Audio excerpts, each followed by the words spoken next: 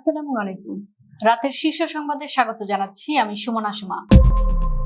প্রধানমন্ত্রীর সঙ্গে জাপানি প্রতিনিধি দলের সাক্ষাৎ। 4 খলিফার নামে বাংলাদেশ সেনাবাহিনীর নতুন ব্যাটালিয়ন। আতিউর সহ বাংলাদেশ ব্যাংকের বোর্ড সদস্যদের গত 16 বছরের নথি তলব। সিম কর ছাড়ের 1200 কোটি টাকার সুবিধা গ্রাহকেরা নন, পাবে অপারেটররা। হোটেল বকেয়া না দিয়ে পালিয়েছে এনসিপির 21 নেতা রাশেদ খান। যুক্তরাষ্ট্র থেকে 2,20,000 টন গম কিনছে সরকার। পূর্বাঞ্চলকে ঢাকায় অন্তর্ভুক্ত করার সিদ্ধান্ত সরকারের। ঠাকুরগাঁও থেকে নিখোঁজ 4 স্কুল ছাত্রী সিলেটে উদ্ধার। পশ্চিমবঙ্গ ও ত্রিপুরায় মুখ্যমন্ত্রীর জন্য আম পাঠালো বাংলাদেশ। ভারতে গরু জবাই নিষিদ্ধের বিরুদ্ধে থালাপতি। রুশ বাহিনীকে গোপনে সামরিক প্রশিক্ষণ দিয়েছে চীন, রিপোর্ট। এআই উত্থান, বেকারত্বের অভিশাপে বিপর্যস্ত ভারত। শুনছিলেন শিরোনাম, এবার বিস্তারিত। প্রধানমন্ত্রী তারেক রহমানের সঙ্গে জাপানের বৈদেশিক সম্পর্ক বিষয়ক সংসদীয় ভাইস মিনিস্টার শিমাদা তোমাকির নেতৃত্বে জাপান আন্তর্জাতিক সহযোগিতা সংস্থা জাইকা প্রেসিডেন্ট সহ একটি প্রতিনিধি দল সাক্ষাৎ করেছে। বুধবার বিকেল 5:15 সচিবালয়ে প্রধানমন্ত্রীর কার্যালয়ে এই সাক্ষাৎ অনুষ্ঠিত হয়। সাক্ষাৎকালে মাতারবাড়ি গভীর সমুদ্র বন্দর, এমআরটি লাইন সমূহ, হযরত শাহজালাল আন্তর্জাতিক বিমানবন্দরের 3য় টার্মিনাল সহ জাইকার অর্থায়নে বাংলাদেশের চলমান বিভিন্ন উন্নয়ন প্রকল্পের বাস্তবায়নের অগ্রগতি নিয়ে আলোচনা হয়। প্রধানমন্ত্রী তারেক রহমান ডিসেম্বরের মধ্যে হযরত শাহজালাল আন্তর্জাতিক বিমানবন্দরের 3য় টার্মিনাল উদ্বোধনের লক্ষ্যে নির্ধারিত সময়ের মধ্যেই কাজ সম্পন্ন হবে বলে আশাবাদ ব্যক্ত করেন। এছাড়া বৈঠকে জ্বালানি সংকট মোকাবেলায় বাংলাদেশকে জাপানের 312 মিলিয়ন মার্কিন ডলারের সহায়তা 500 মিলিয়ন মার্কিন ডলারে উন্নীত করার বিষয়ে জাপান ইতিবাচক সাড়া দেয়। বাংলাদেশ ও জাপানের মধ্যে স্বাক্ষরিত বাংলাদেশ জাপান অর্থনৈতিক অংশীদারিত্ব চুক্তি ইপিএ দ্রুত এগিয়ে নেওয়ার বিষয়ে উভয় পক্ষ তাদের অঙ্গীকার পুনর্ব্যক্ত করে। বাংলাদেশ সেনাবাহিনী 2য় বাংলাদেশ ব্যাটালিয়ন নামে একটি নতুন ব্যাটালিয়ন গঠন করেছে। নতুন এই ব্যাটালিয়নের অধীনে মোট 4টি কোম্পানি গঠন করা হয়েছে, যেগুলোর নামকরণ করা হচ্ছে ইসলামের 4 খলিফা হযরত আবু বকর রাদিয়াল্লাহু আনহু, হযরত ওমর রাদিয়াল্লাহু আনহু, হযরত উসমান রাদিয়াল্লাহু আনহু এবং হযরত আলী রাদিয়াল্লাহু আনহুর নামে। বাংলাদেশ সেনাবাহিনীর ফেসবুক পেজে গত 18 জুন প্রকাশিত এক বিজ্ঞপ্তিতে নতুন ব্যাটালিয়ন উদ্বোধনের বিষয়ে জানানো হয়। বিজ্ঞপ্তিতে বলা হয়, সেনাপ্রধান বিএমএ-তে 2য় বাংলাদেশ ব্যাটালিয়নের শুভ উদ্বোধন করেন। আধুনিক যুদ্ধক্ষেত্রের চ্যালেঞ্জ মোকাবিলায় বিএমএ-তে প্রশিক্ষণরত অফিসার ক্যাডেটদের পেশাগত দক্ষতা, নেতৃত্বের যোগ্যতা অর্জন এবং প্রশিক্ষণের সার্বিক মানোন্নয়নের লক্ষ্যে প্রথম বাংলাদেশ ব্যাটালিয়ন এর পাশাপাশি 2য় বাংলাদেশ ব্যাটালিয়ন প্রতিষ্ঠা করা হয়েছে। সেনাবাহিনীর সূত্র জানায়, এর আগে প্রথম বাংলাদেশ ব্যাটালিয়নে মোট 5টি কোম্পানি ছিল: Jahangir company, Rauf company, Hamid company, Nur Mohammad company, Mustafa company, যেগুলোর নামকরণ করা হয়েছিল 1971 সালের মুক্তিযুদ্ধের বীরদের নামে। বাংলাদেশ ব্যাংকের সাবেক গভর্নর ডক্টর আতিউর রহমান সহ গত 16 বছরে কেন্দ্রীয় ব্যাংকের পরিচালনা পর্ষদের সব সদস্যদের তথ্য ও সংশ্লিষ্ট নথিপত্র তলব করেছে দুর্নীতি দমন কমিশন দুদক। রিজার্ভ চুরি, হলমার্ক কেলেঙ্কারি, এস আলম গ্রুপের ঋণ জালিয়াতি এবং ব্যাংকিং খাতে নানা অনিয়মের অভিযোগে চলমান অনুসন্ধানের অংশ হিসেবে এসব নথি চাওয়া হয়েছে। বুধবার দুদকের সহকারী পরিচালক তানজির আহমেদ জানান, এ লক্ষ্যে 3 সদস্যের একটি অনুসন্ধান দল গঠন করে বাংলাদেশ ব্যাংকের কাছে 2009 থেকে 2024 সাল পর্যন্ত বিভিন্ন গুরুত্বপূর্ণ নথি ও তথ্য চেয়েছে সংস্থাটি। দুদকের একটি চিঠিতে বলা হয়েছে, অভিযোগ অনুসন্ধানের জন্য উপপরিচালক মোহাম্মদ মমিনুল ইসলামকে টিম লিডার এবং উপপরিচালক রঞ্জিত কুমার কর্মকার ও উপসহকারী পরিচালক মোহাম্মদ ইয়াসিন মোল্লাকে সদস্য করে 3 সদস্যের অনুসন্ধান দল গঠন করা হয়েছে। চলতি 2026-27 অর্থ বছরের বাজেটে নতুন সিমের উপর আরোপিত কর প্রত্যাহারের মাধ্যমে সরকার প্রায় 1200 কোটি টাকা ছাড় দিয়েছে। তবে এই ছাড়ের সুবিধা পাবে মোবাইল অপারেটররা, সাধারণ গ্রাহকরা নন। বুধবার 1 জুলাই রাজধানীর কারওয়ান বাজারে বিডিবিএল ভবনে টেকনোলজি ইন্ডাস্ট্রি পলিসি অ্যাডভোকেসি প্ল্যাটফর্মের এবং ভয়েস ফর রিফর্ম আয়োজিত টেলিকম ও প্রযুক্তি খাতে বাজেটের প্রভাব শীর্ষক সেমিনারে বক্তারা একথা বলেন। সেমিনারে মূল প্রবন্ধ উপস্থাপন করেন টিআইপিএপির আহ্বায়ক ফাহিম মাসরুর। তিনি বলেন, সিমের উপর কর তুলে দেওয়ার ফলে মূলত মোবাইল অপারেটরদের লাভ বাড়বে, তবে সাধারণ গ্রাহকরা সরাসরি কোনো আর্থিক সুবিধা পাবে না। এটি প্রয়োজনীয় পণ্য ও সেবার দাম কমিয়ে ভোক্তাদের স্বস্তি দেওয়ার সরকারের বৃহত্তর নীতির সঙ্গে কিছুটা অসামঞ্জস্যপূর্ণ। জাতীয় নাগরিক পার্টির কয়েকজন নেতার বিরুদ্ধে আবাসিক হোটেলের বকেয়া পরিশোধ না করা, অনৈতিক কর্মকাণ্ড এবং দলীয় অর্থ আত্মসাতের অভিযোগ তুলে সামাজিক মাধ্যম ফেসবুকে একটি পোস্ট দিয়েছেন বিএনপি নেতা রাশেদ খান। ওই ফেসবুক পোস্টে রাশেদ খান দাবি করেন, নাহিদ ইসলাম ও আক্তার হোসেন বরাবর অভিযোগ দিয়েও কোনো বিচার পায়নি আবাসিক হোটেল কর্তৃপক্ষ। তাদের কাছে বিভিন্ন অনৈতিক ও অশ্লীল কর্মকাণ্ডের অভিযোগ ও সিসিটিভি ফুটেজও বিচারের জন্য দেওয়া হয়, কিন্তু হোটেলের বকেয়া 11,83,200 টাকা পরিশোধ না করে পালিয়ে যায় এনসিপির 21 জন নেতা। তিনি বলেন, এই চক্রটির নেতৃত্ব দেন এনসিপির ঢাকা মহানগর দক্ষিণের সদস্য সচিব SM শাহরিয়ার। রাশেদ খান তার পোস্টে SM শাহরিয়ারের অতীত রাজনৈতিক পরিচয় নিয়েও প্রশ্ন তোলেন। যুক্তরাষ্ট্র ও সিঙ্গাপুর থেকে 2,70,000 মেট্রিক টন গম আমদানির সিদ্ধান্ত নিয়েছে সরকার। এতে মোট ব্যয় হবে 1,52,40,94,000 টাকা।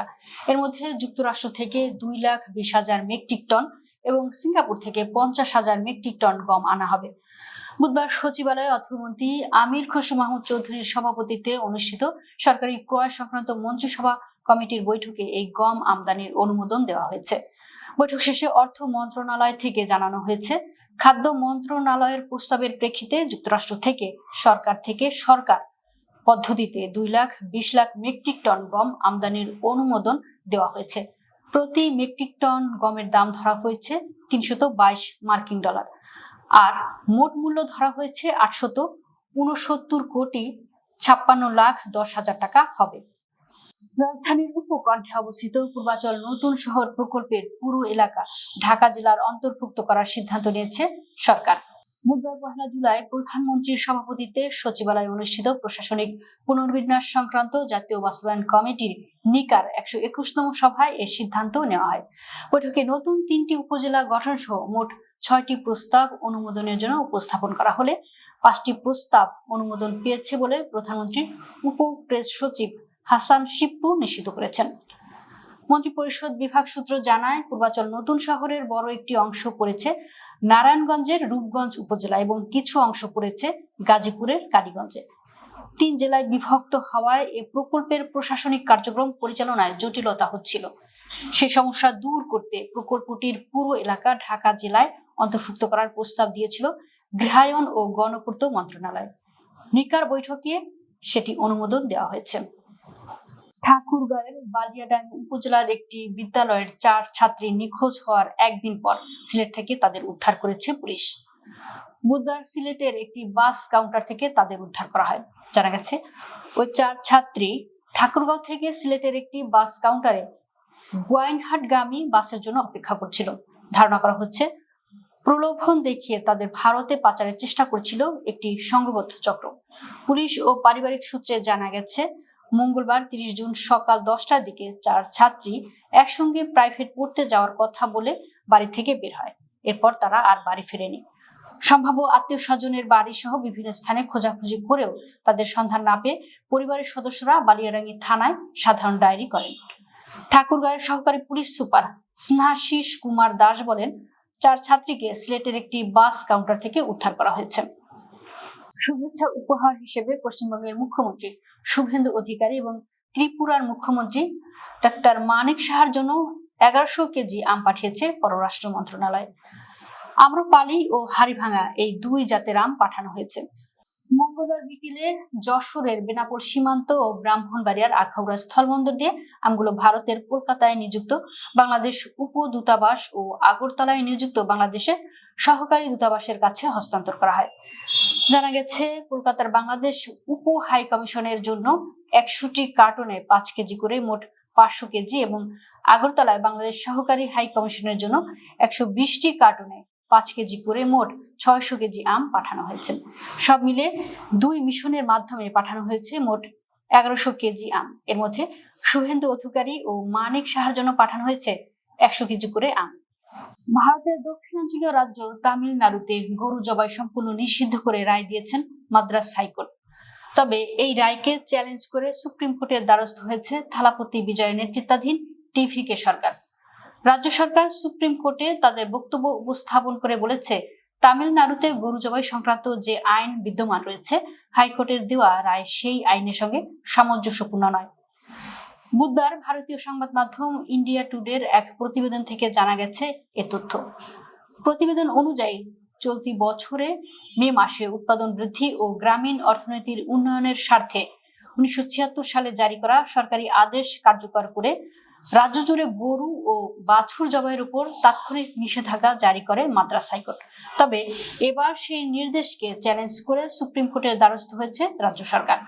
সুপ্রিম কোর্টে করা আবেদনের টিভিকে সরকার বলেছে, গরু জবাই করার উপর সামগ্রিক নিষেধাজ্ঞা দিয়ে মাদ্রাজ হাইকোর্ট আইনের নির্ধারিত সীমা অতিক্রম করেছেন। গত বছর রাশিয়ার সেনাবাহিনীকে গোপনে সামরিক প্রশিক্ষণ দিয়েছে চীন। এ বিষয়টি খোদ রাশিয়ার প্রতিরক্ষা মন্ত্রী আন্দ্রেই বেলুসভ অনুমোদন করেছিলেন। দুই ইউরোপীয় কর্মকর্তা এবং ব্রিটিশ বার্তা সংস্থা রয়টার্সের হাতে আসা বেশ কিছু নথি অনুযায়ী এই প্রক্রিয়ার সঙ্গে সরাসরি যুক্ত ছিলেন রাশিয়া ও চীনের অন্তত 4 জন জেনারেল। কর্মকর্তারা জানিয়েছেন, ইউক্রেন যুদ্ধের প্রেক্ষাপটে এই প্রশিক্ষণের পেছনে এত উচ্চ পদস্থ কর্মকর্তাদের সম্পৃক্ততা মূলত মস্কো ও বেইজিং এর মধ্যকার সম্পর্কের গভীরতাকেই ফুটিয়ে তোলে। বেইজিং অবশ্য এই প্রশিক্ষণের বিষয়টি স্বীকার করেনি। বিশ্বমঞ্চে ভারতের বর্তমান অর্থনৈতিক অবস্থান বেশ জাঁকজমকপূর্ণ। ঊর্ধ্বমুখী জিডিপি, রেকর্ড ছোঁয়া শেয়ার বাজার আর বিশ্ব শক্তির অংশ হওয়ার উচ্চাকাঙ্ক্ষা সব মিলে বাইরে থেকে দেশটিকে এক উদীয়মান অর্থনৈতিক পরাশক্তি বলেই মনে হয়। কিন্তু এই বাহ্যিক চাকচিক্য আর চোখ ধাঁধানো প্রবৃদ্ধির আড়ালে দেশটির অভ্যন্তরে এক গভীর সংকট দানা বাঁধছে বলে দাবি করছে সাম্প্রতিক এক বৈশ্বিক বিশ্লেষণ। দ্য ফল অব নেশনস নামক একটি প্ল্যাটফর্মে প্রকাশিত প্রতিবেদনে ভারতের অর্থনীতির ভেতরে এই অন্ধকার দিকটি উন্মোচন করা হয়েছে। বিশ্লেষকদের মতে ভারতের এই প্রবৃদ্ধি আসলে কর্মসংস্থানহীন প্রবৃদ্ধি, অর্থাৎ খাতা কলমে অর্থনৈতিক অগ্রগতি হলেও সাধারণ মানুষের জন্য পর্যাপ্ত কর্মসংস্থান তৈরি হচ্ছে না। দর্শক, ভিডিওটি শেষ পর্যন্ত দেখার জন্য আপনাকে অসংখ্য ধন্যবাদ। নিত্য নতুন ভিডিও পেতে আমাদের ইউটিউব চ্যানেলটি সাবস্ক্রাইব করুন এবং নিয়মিত নোটিফিকেশন পেতে বেল বাটনটি ক্লিক করুন। আমাদের ফেসবুক পেজটি ফলো করুন। এছাড়া আমাদের ভিডিও লাইক, কমেন্ট ও শেয়ার করুন। আল্লাহ হাফেজ।